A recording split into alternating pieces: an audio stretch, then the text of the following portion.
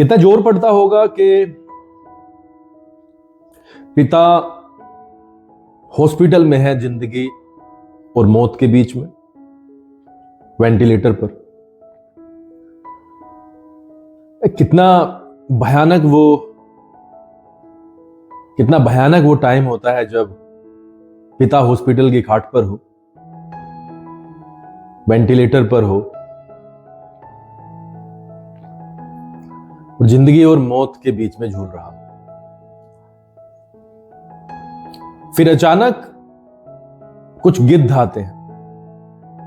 एक तरफ जहां पूरा परिवार, पूरे चाहने वाले उस इंसान की सलामती की दुआ करते हैं, दीपक जलाते हैं, ईश्वर से भीख मांगते हैं कि इस व्यक्ति को एक बार वापस लौटा दे।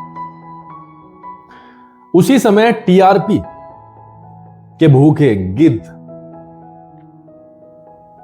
जो प्रजातंत्र के लिए बने हैं, जो जनता के लिए बनाए गए थे, जो सरकार की मनमानी, सरकार के गलत कृत्यों, सरकार के वो सारी की सारी योजनाएं जो जनता के पक्ष में नहीं थी, उनको उजागर करने के लिए बनाए गए थे, जो जनता का आईना है, मतलब वो एक फेक न्यूज चलाते हैं कि वो व्यक्ति जो उस परिवार के लिए बेहद खास है, उस परिवार के लिए तो क्या ही बात करूं, जिसके करोड़ों प्रशंसक हैं, करोड़ों ऐसे लोग जो उसे प्यार करते हैं, इंडस्ट्री का दुलारा, लोगों का प्यारा। ऐसा भी नहीं था किसी झोला छाप डॉक्टर के पास में उन्हें भर्ती कराया गया था। मुंबई के अच्छे खासे हॉस्पिटल में वो भर्ती थे। और ऐसे में जब सारा परिवार उनके लिए दुआ प्रार्थनाएं, करोड़ों प्रशंसक मतलब दुआएं कर रहे थे, प्रार्थनाएं कर रहे थे, उसी समय भारत के so called media reporters AC room में बैठ करके नंगापन स्टार्ट कर देते हैं।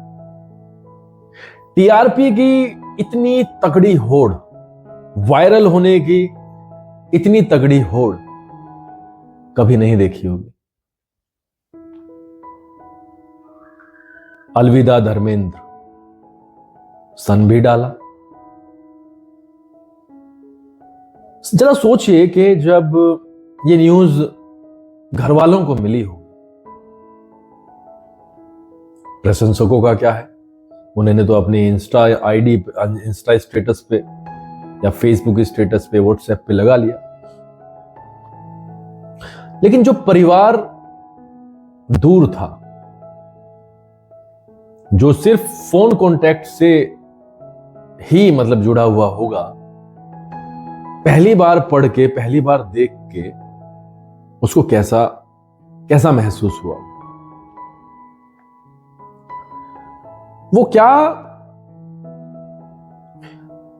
क्या एहसास होता है जब आप सोचते हो कि ये इंसान जो हमेशा मेरे पास रहा है वो अगले पल नहीं होगा।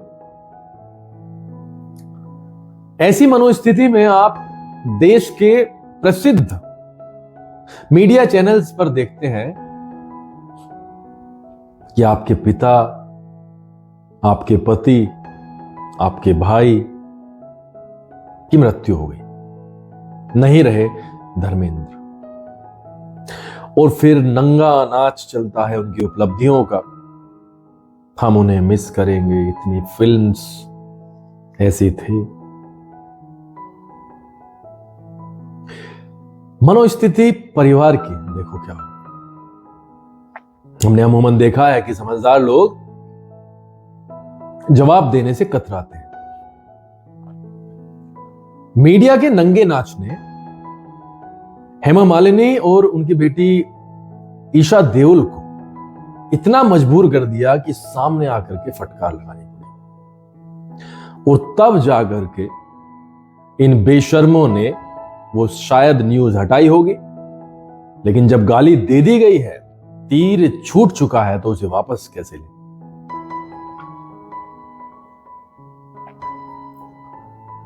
धर्मेंद्र साहब की छुट्टी हो गई। प्रार्थनाएं अभी भी लोग बहुत कर रहे हैं। 89 साल की उम्र है, घर पर ही इलाज चलेगा। लेकिन आज मैं आपके सामने क्यों आया हूं? मेरे दो रीजन है। पहला रीजन इंसानियत के नाते कि क्या सिर्फ करोड़ों करोड़ों रुपए सैलरी है इनकी? करोड़ों रुपए सैलरी है, एसी में बैठना है, बकवास करनी है, हर पार्टी के एक एक जुबानजोर आदमी को बुलाना है। अच्छा, कुत्तों की लड़ाई देखिए। बहुत सारे हमारे एक जानने वाला था, जब हम छोटे से थे, जब पढ़ते थे, तो एक व्यक्ति को कुत्तों की लड़ाई, हमारा दोस्त था, कुत्तों की लड़ाई कराने में बड़ा शौक लगता था उसे। सच में वो कुत्तों को लड़वाता था। मेरे शायद दोस्त समझ गए होंगे और वो भी समझ गया होगा। काफी दिनों से कांटेक्ट नहीं हुआ है, बट वो समझ गया होगा। वो कुत्तों को लड़ाने का उसे बड़ा शौक था। मुझे वही याद आता है जब भी मैं टीवी डिबेट देखता हूं, तो मुझे वही याद आता है कि वही कुत्तों को लड़ाता था। और आज मैं जब टीवी डिबेट देखता हूं तो सच में वही हालत है। फैक्ट किसी के पास नहीं है, और फैक्ट है भी तो जनता को दिखाने नहीं है, बस जुबान करनी है, बकवास करनी है। तो आज इंसानियत के नाते मैं यहां पर आया। और दूसरा मेरा रीजन है, सनी देओल साहब का एक वीडियो वायरल हो रहा है। मुझे सनी देओल साहब से बहुत शिकायत है।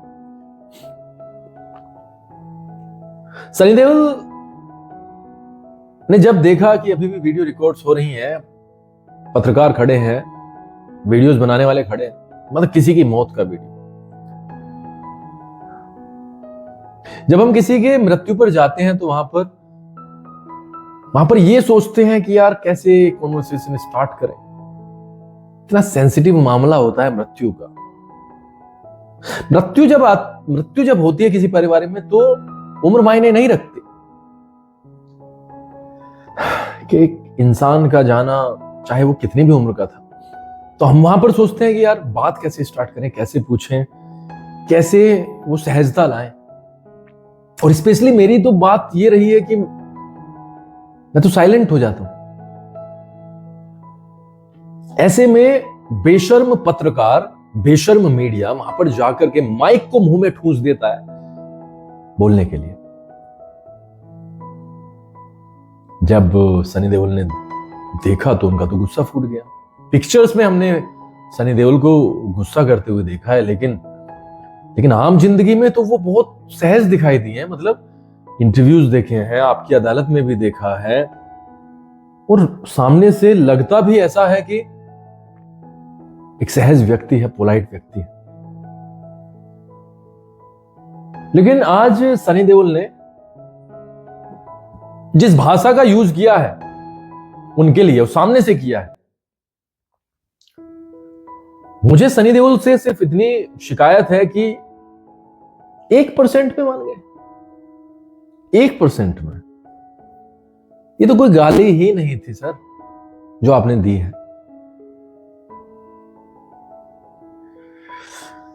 आपको तो एग्जाम्पल सेट करना था, इन्हें गलियाना था, इन्हें बुलाना था, इनसे पूछना था कि भाई बीमारी क्या है।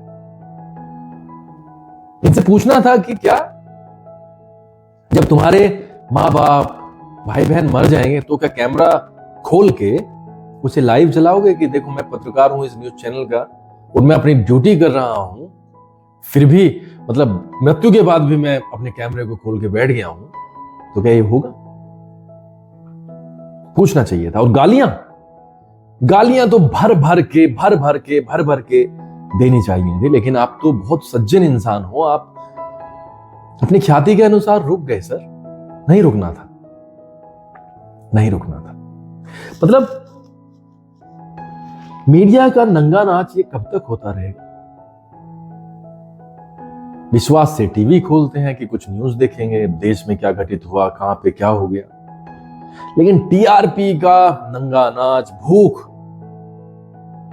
सब कुछ स्पॉइल कर चुके हैं। मतलब पैसे से मतलब है, सिर्फ किसी तरीके से पैसा मिल जाए, एडवर्टाइजमेंट मिल जाए, यहां से आ जाए वहां से आ जाए। एक जमाना आंखों देखी का भी था, एक जमाना दूरदर्शन पर न्यूज आती थी उसका भी था। लोग बड़े शौक से बैठते थे, लोग बड़े शौक से रेडियो पर इस तरीके से रेडियो को लगा करके अपने कान पे सुनते थे। एंटीना होता था, तार बांधते थे, हर घंटे पे न्यूज आते थे। बहुत इंपॉर्टेंट तरीके से, मतलब बहुत, क्योंकि इंपॉर्टेंट न्यूज होती थी, बहुत तरीके से सुनते थे। और आज का जमाना fastest 100 news, breaking news. Sunny Deol साहब से यही तकलीफ है।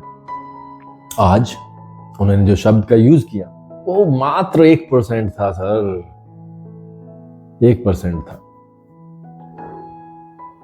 1% था। इतने बड़े कृत्य के लिए जो इन्होंने पाप किया है, होना चाहिए था सर आगे, छोड़ दिया, गलत किया।